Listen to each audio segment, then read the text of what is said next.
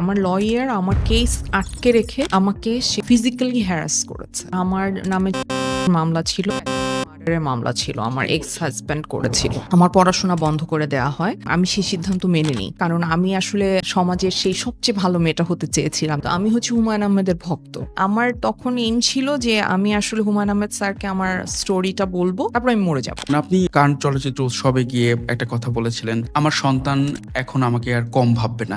এটা কেন বলেছিলেন? ওই মঞ্চে দাঁড়িয়ে আসলে মনে হচ্ছিল যে আমি আমার পুরো জীবনটাকে একটা রাউন্ড ট্রলির মধ্যে দেখতে পাচ্ছি, এবং আমার সাথে যা যা হয়েছে সেগুলো দেখতে পাচ্ছি, এবং আমি দেখতে পাচ্ছি যে আমার মেয়ে একজন সফল মানুষ হিসেবে আমাকে দেখবে।